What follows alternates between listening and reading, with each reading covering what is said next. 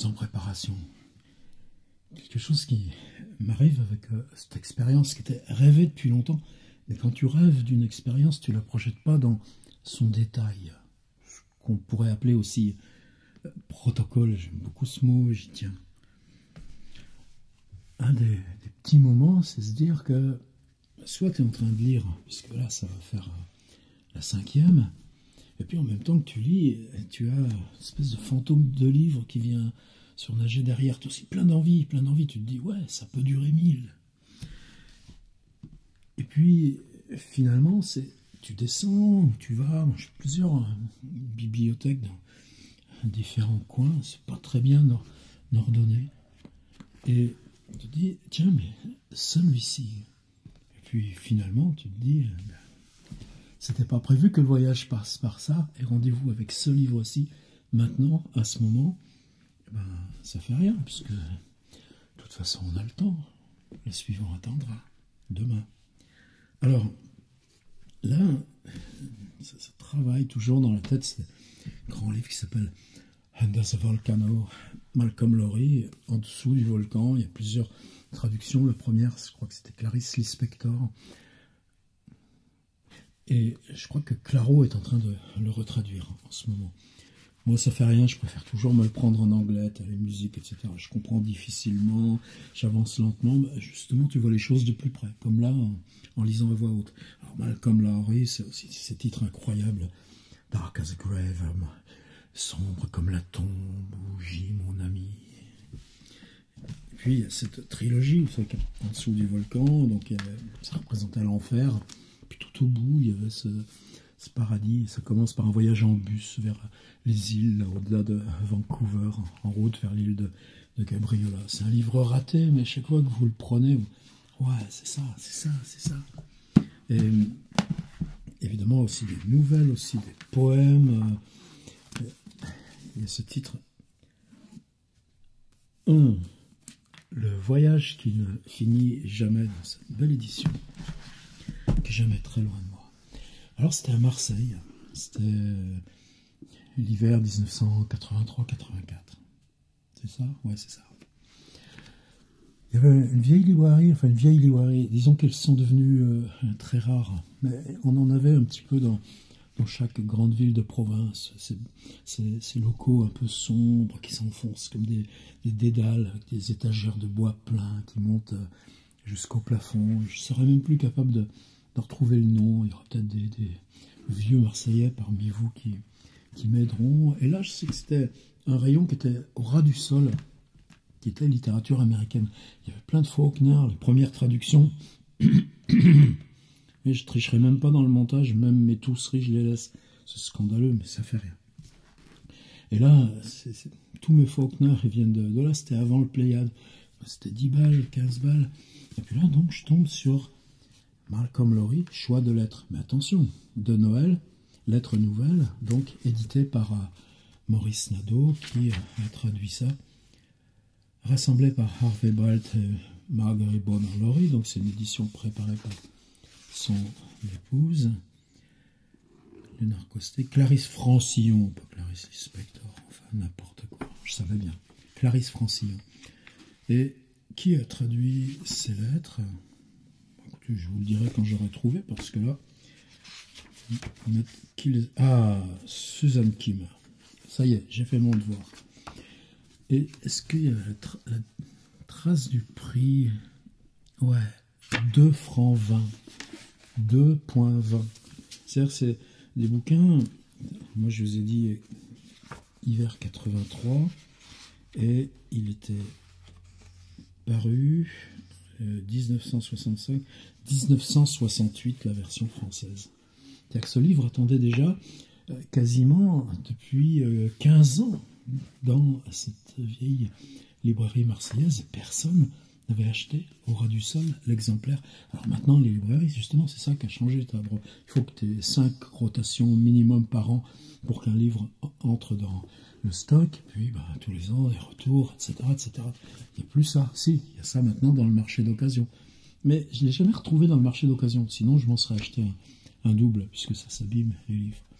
Alors, Choix de lettres, Malcolm Lowry, Bon, puis on n'est pas là pour baratiner, on est là pour lire. Mais juste le contexte, je ne vais pas lire le début, puisque c'est des lettres. Alors j'ai pris les petits post-it que j'ai toujours l'habitude de mettre là-dedans, et puis un souvenir qui m'avait particulièrement remué là. Laurie, quand il écrit Under the Volcano, le manuscrit est détruit 2 fois. Je crois que la première, parce que c'est à Los Angeles, le manuscrit est volé dans l'arrière de la vieille bagnole ferraille qu'il utilise. Et la deuxième fois, donc on est près de Vancouver, là où ils ont leur espèce de cabanon 1000 fois photographié. Et il y a cet incendie, ils perdent tout. Et donc, une deuxième version de Under the Volcano. Et le livre finit par une version qui lui paraît stable. Et là, c'est la danse des refus permanente. Et avec un éditeur, donc il a le compte-rendu du lecteur. Dollarton, c'est le nom, là où ils ont ce cabanon qui va valser. Il écrit à cet éditeur qui vient de le lui refuser. Et c'est une lettre à Jonathan Cape, écrite du Mexique. On est le 2 janvier 1946. Et c'est une lettre infinie. Il reprend, il résume le livre, il dit ses intentions, etc., etc. Et donc c'est comme si on avait un voyage dans l'intérieur au-dessous du volcan. La lettre fait 72, 122, 50 pages, beaucoup plus que ce qu'on peut en lire. Tout d'abord, j'ai l'impression que ce rapport dont vous m'envoyez copie pourrait ne pas être, alors jugé par le ton de votre lettre précédente, aussi favorable que le premier, c'est une deuxième lecture. Et on a donc la justification d'un auteur. Donc évidemment, j'avais ce pourquoi nous, on aime le livre. Allez, on se part dedans. Mon petit chrono. Il faut que je le règle. 30 minutes. Démarrer. Ce roman, donc, a pour sujet essentiel, pour reprendre l'expression d'Edmund Wilson parlant de Gogol, les forces à l'intérieur de l'homme qui le contraignent à s'épouvanter de lui-même. Bon, et c'est parti. Et là, on y est, au-dessous du volcan. Les forces à l'intérieur de l'homme qui le contraignent à s'épouvanter de lui-même. Il s'agit aussi de la faute de l'homme, de son remords, de sa lutte incessante vers la lumière sous le poids du passé et contre son destin. L'allégorie est celle du jardin de l'Éden, le jardin représentant le monde d'où nous risquons d'être expulsés aujourd'hui plus encore que lorsque j'écrivis le livre. L'ivrognerie du consul. Le consul, c'est le personnage principal au-dessous du volcan, vous savez. On est toujours le jour de la fête des morts. Le premier chapitre est très bizarre parce que c'est un personnage qui revient 1 an après la mort du consul et puis va revivre cette journée-là qui se termine par la mort du consul jeté dans un ravin bouffé par les chiens. Et puis le récit en revenant ensuite par d'autres flashbacks vers d'autres fêtes des morts. Donc on reparcourt toujours le même jour, cette fête des morts du 1er novembre, mais à des années différentes. Et le premier chapitre étant postérieur à l'irruption du narrateur, ce qui n'est pas un début facile, ça déstabilise beaucoup de gens. L'ivrognerie du consul a été utilisée pour symboliser, sur un des plans, l'ivresse universelle de l'humanité pendant la guerre. La guerre rend ivre. Ou les années qui la précédèrent, ce qui revient au même. Et la profondeur et la signification dernière du sort du consul devraient être rattachées sur le plan universel à l'ultime destin de l'humanité. Puisque votre lecteur accuse surtout, je crois, le premier chapitre d'être inintéressant, et puisque, comme je l'ai dit, je suis persuadé qu'il ne faut qu'un léger coup de pouce, toujours de bonne volonté l'auteur, pour transformer ce soi-disant ennui en un suspense croissant dès le départ, je vais consacrer plus de lignes à ce premier chapitre qu'à tout autre, sauf au 6, en ajoutant entre parenthèses que je crois qu'il deviendra évident après relecture que tout le matériau ou presque de ce chapitre est nécessaire. Le mot nécessaire. et que, à supposer qu'on tentât d'éliminer ce chapitre en entier, ou de le tronçonner pour en étayer et caler ici et là le reste du livre, question du montage, je m'y suis déjà essayé, cela prendrait non seulement un temps infini, mais encore le résultat serait loin d'être aussi impressionnant, sans compter que cela gauchirait la forme même du livre qui doit être considérée comme celle d'une roue à 12 rayons, dont le mouvement ressemble visiblement à celui du temps lui-même. Les 12 chapitres de Under the Volcano. Au-dessous du volcan, note, l'histoire commence au casino de la Selva. Selva veut dire forêt. Ce mot plaque le premier accord de l'enfer de Dante. Rappelez-vous que le livre a été conçu comme, vous savez, le premier vers de l'enfer. Je me perdais. Au milieu de ma vie, je me perdis par une forêt obscure. Et rappelez-vous que le livre a été conçu comme une sorte d'enfer, qu'il l'est toujours, avec un purgatoire et un paradis qui vont lui faire suite, dont le héros tragique, comme Tchitchikov dans Les âmes mortes, il va parler beaucoup de Gogol, s'amendera quelque peu. Au milieu de notre vie, dans une sombre forêt, cet accord retentit encore au chapitre 6. Centre et cœur du livre, où Hugues, donc le personnage du consul, au midi de la vie, cite au début les mots de Dante. L'accord, donc notation purement musicale, est repris une fois encore, mais en écho vers la fin du chapitre 7, quand le consul entre dans une cantina obscure appelée El Bosco. Une fois de plus, le bois. Les deux endroits, soit dit en passant, sont réels. L'un est ici, l'autre à Oaxaca. Tandis que l'accord est résolu au chapitre 11, celui de la mort d'Yvonne, où la forêt est une vraie forêt, pleine de ténèbres. Chapitre 1. La scène est au Mexique, carrefour, dit-on, de l'humanité même, bûcher de Bierce, Ambrose Bierce, et tremplin de Hart Crane. Hart Crane, c'est un gars qui a connu Lovecraft, qui était très proche de Samuel Loveman, c'est un des amis aussi les plus proches de Lovecraft, et Hart Crane qui a écrit ce livre qui s'appelle Le pont de Brooklyn, juste vers 1920-1922, et le premier à afficher ouvertement, militer pour la reconnaissance de son homosexualité, soit suicidé, soit jeté d'un bateau retour du Mexique vers New York à 24 ans, si je me trompe pas, mais j'avais jamais ce trait d'union là, presque direct de Malcolm Lowry et de mon cher Lovecraft. J'ai jamais fait ça. Enfin, ce sera le seul, je pense. Il y a d'autres liens entre Lowry et Lovecraft. Arènes immémoriales des luttes raciales et politiques de tous ordres. Berceau coloré d'un peuple de génie qui possède une religion que l'on peut définir grosso modo comme une religion de la mort. Ce qui en fait un cadre parfait, autant que le Lancashire ou le Yorkshire pour notre action, la lutte d'un homme tiraillé par les puissances des ténèbres et de la lumière. Sa position géographique éloignée, comme aussi la solitude de ses problèmes et des nôtres, soutiendront la tragédie, chacun pour sa part. C'est sans doute le monde lui-même ou l'Éden, ou les deux à la fois. C'est une sorte de symbole intemporel du monde, où l'on peut placer l'Éden, la tour de Babel et tout ce qu'on voudra. Ce décor est paradisiaque, il est aussi, sans conteste, infernal.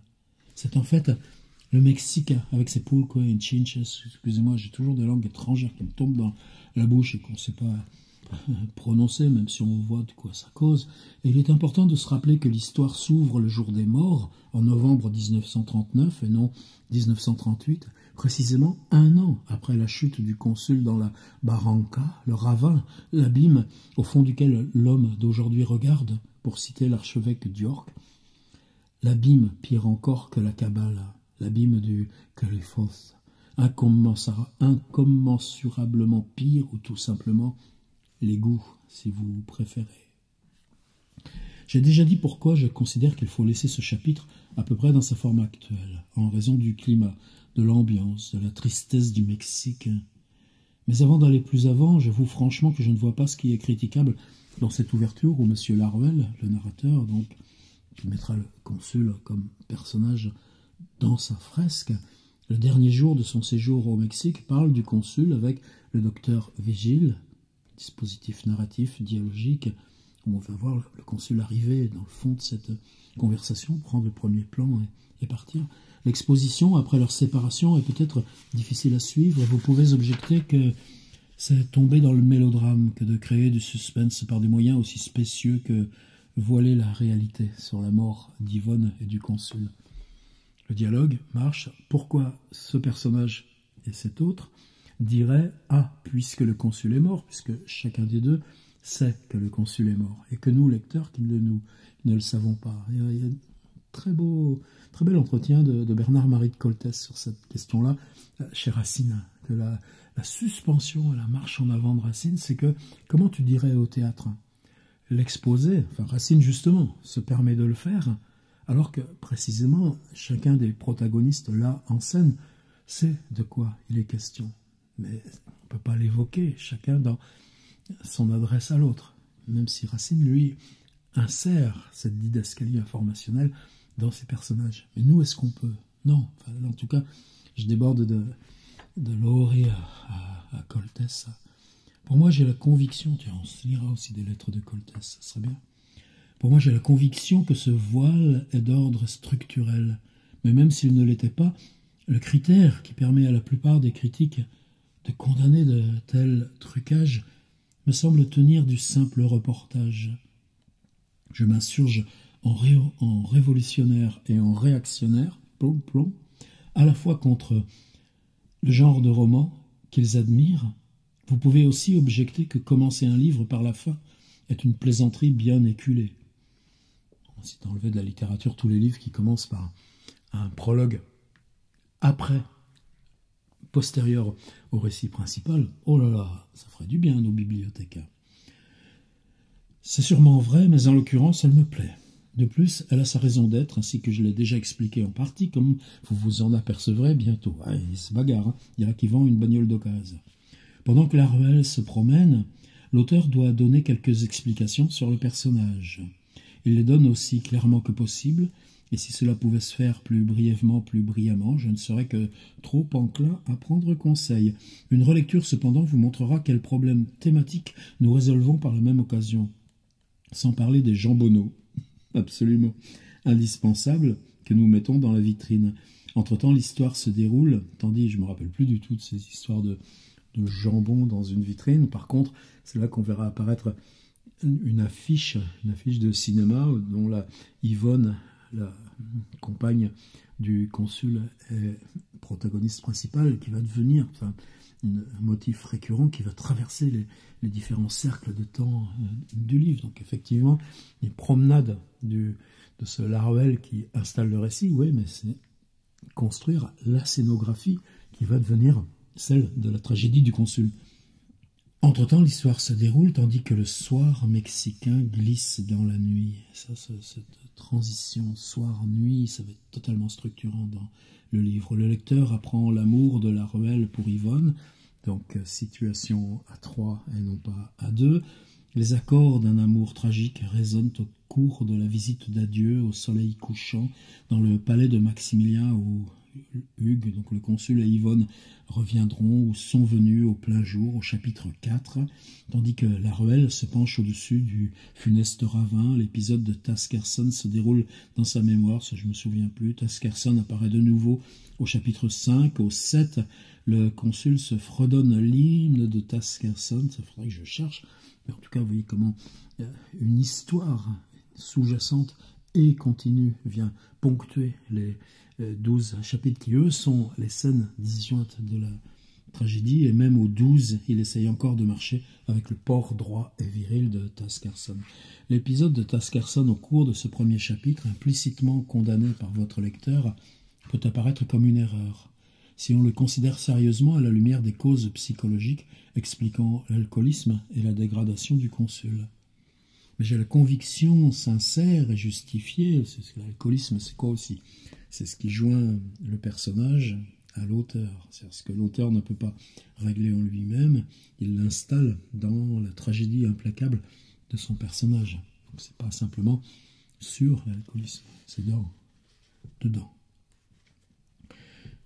J'ai la conviction sincère et justifiée qu'il est du plus haut comique en lui-même et valable par lui-même musicalement et esthétiquement.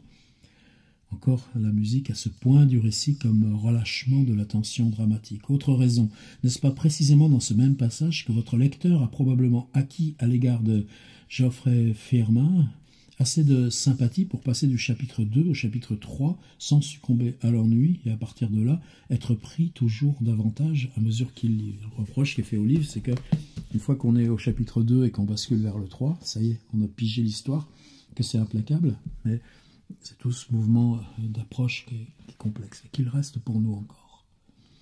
Votre lecteur a omis la possibilité que le pauvre auteur puisse avoir de l'esprit. Là, c'est le baratineur. Si vous n'êtes pas convaincu du comique de cet épisode de Tasiasson, essayez donc de le lire à haute voix. Je crois qu'à une deuxième lecture, cet esprit apparaîtrait un peu mieux. L'ivrogne sur son cheval qui, apparemment, interrompt la rêverie de Laruelle en zigzagant sur la pente de la cale Nicaragua, acquerrait lui aussi une signification plus profonde, et encore plus par une troisième lecture. Ça, c'est de l'argument. T'as pas pigé mon livre, il te plaît pas mon livre? Bah, lis-le 3 fois. Tu verras bien.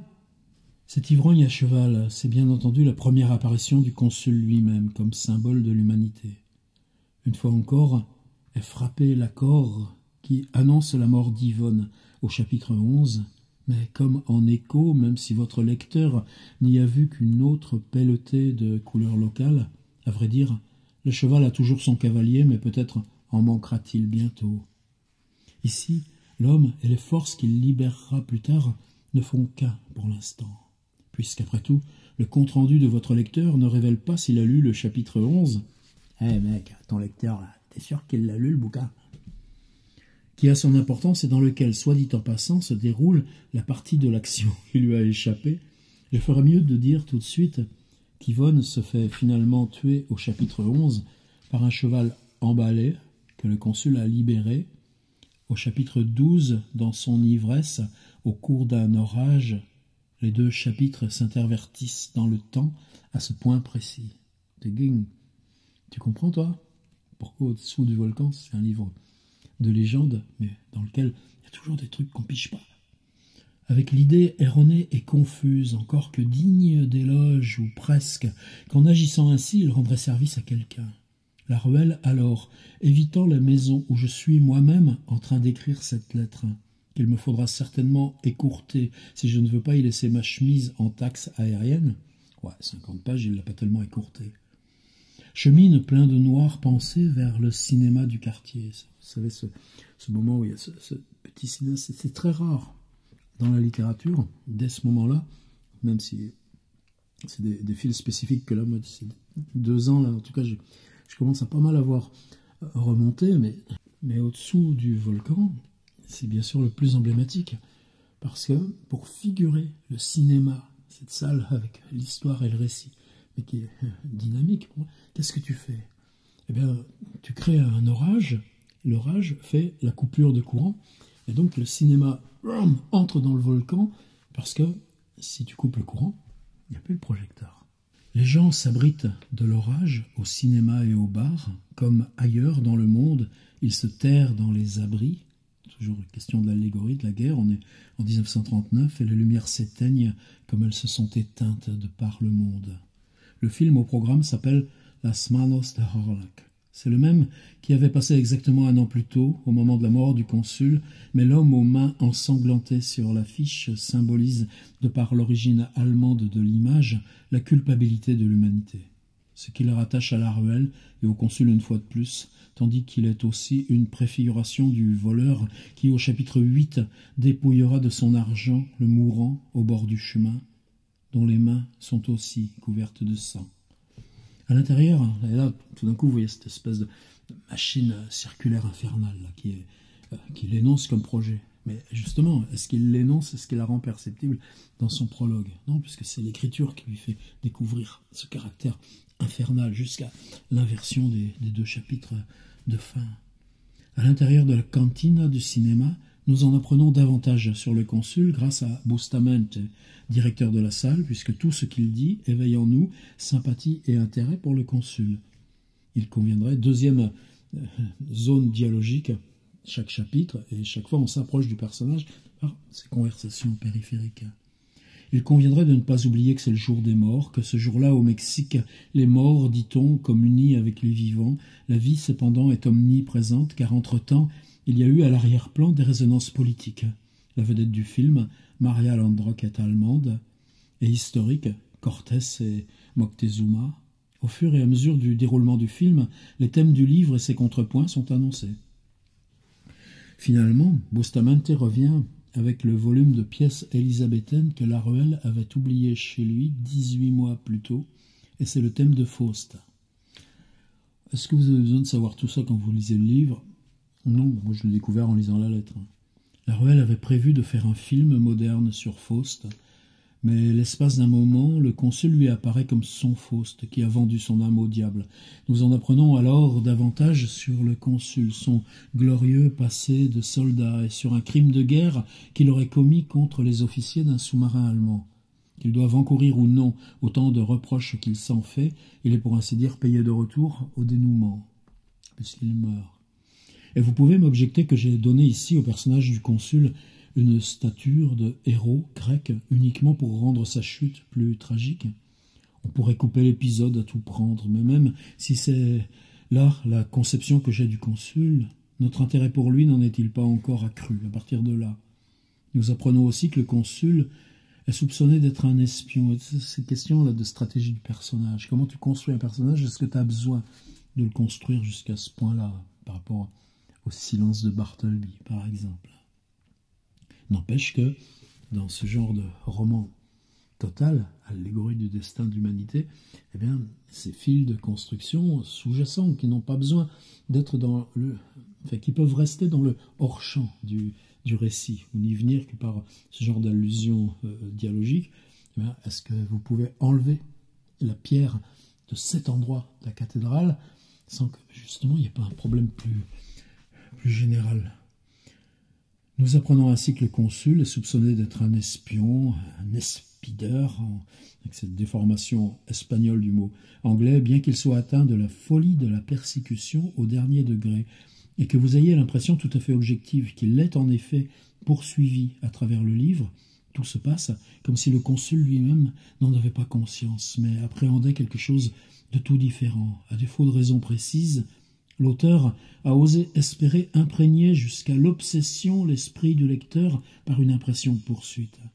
Pour l'instant, cependant, la sympathie que Bustamante éprouve pour le consul devrait éveiller aussi la nôtre. Cette sympathie pourrait, à mon avis, s'accroître considérablement après la lecture faite par Laruelle de la lettre du consul, qui ne fut jamais postée et que je crois très importante. C'est strates aussi de l'écrit. Ce qui passe, comme le livre de ce Laruelle sur Faust, il y aura cette lettre écrite par le consul et qui finalement sera retrouvée là 1 an après sa mort, etc. Et donc tout c'est ça qui est fascinant dans ce bouquin. Et que je crois importante, son cri d'angoisse ne trouve pas de réponse avant le dernier chapitre, le 12, où le consul, au Farolito, retrouve les lettres d'Yvonne qu'il avait perdues sans les avoir vraiment lues jusqu'alors, quelques instants avant sa mort.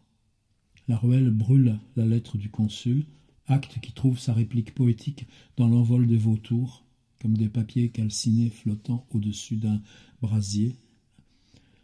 Citation au-dessous du volcan qu'il insère là, à la fin du chapitre 3 et aussi dans le rêve final d'Yvonne au chapitre 11, où les manuscrits du consul brûlent, la tempête s'apaise, etc. Au dehors, dans l'obscurité de la nuit orageuse, la roue tournait, lumineuse, à l'envers. Cette instance, finalement, c'est presque comme si Laurie te disait que ouais, j'ai mis tous ces détails, mais c'est l'instance poétique du récit qui serait la seule qui compte. Cette roue, c'est bien sûr la grande roue sur la place, mais c'est aussi, si vous voulez, bien autre chose. C'est la roue de la loi chez Bouddha, vous voyez, au chapitre 7. C'est l'éternité, l'instrument de l'éternel cycle, l'éternel retour. C'est aussi la forme esthétique des livres. Ou encore, plus superficiellement, c'est simplement sur un plan éminemment cinématographique, la roue du temps qui remonte jusqu'à l'année précédente, au chapitre 12. En ce sens, si nous le voulons, nous pouvons voir le reste du livre à travers les yeux de Laruelle, comme s'il était sa propre création. Est-ce qu'il y a besoin de tout ça, toute cette machine que l'auteur peut amplifier sans jamais voir la limite, pour comprendre la marche linéaire du livre, avec juste cette image de la roue, qui est ces vieux projecteurs, donc avec où on changeait les bobines. Remarque, dans la Kabbale, l'abus des pouvoirs magiques se compare à l'ivresse ou abus du vin, en hébreu appelé sod, si j'ai bonne mémoire, ce qui nous permet l'analogie.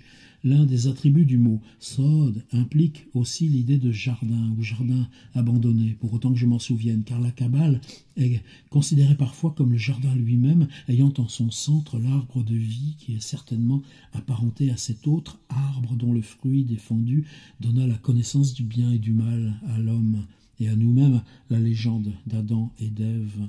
Quoi qu'il en soit, et c'est la source évidente de presque toute notre connaissance, la sagesse de notre pensée religieuse et presque toutes nos superstitions innées sur l'origine de l'homme.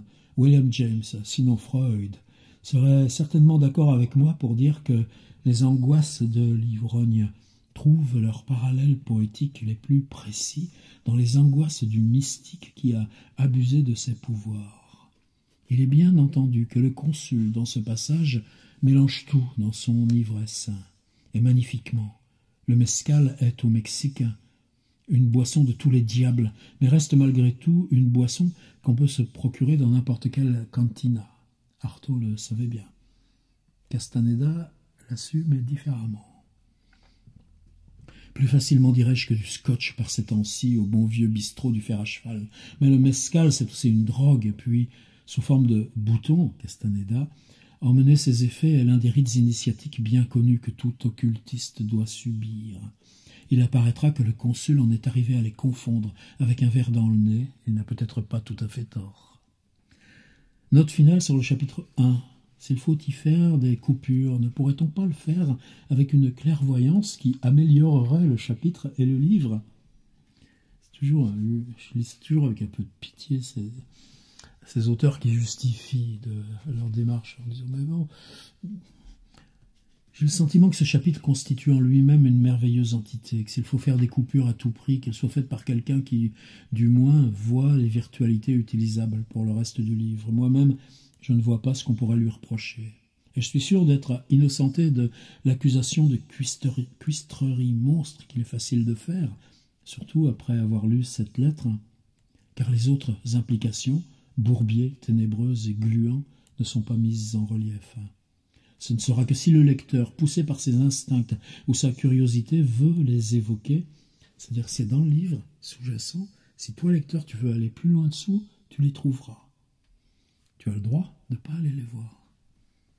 Qu'elles dresseront leurs têtes démoniaques hors des abîmes où le guetteront des nus. Et même si rien ne le pousse, de nouvelles implications se révéleront à lui s'il relit le livre. J'ose espérer de votre bonté que vous ne me rappellerez pas qu'on peut en dire autant de Annie l'orpheline ou de Jemina Puddleduck.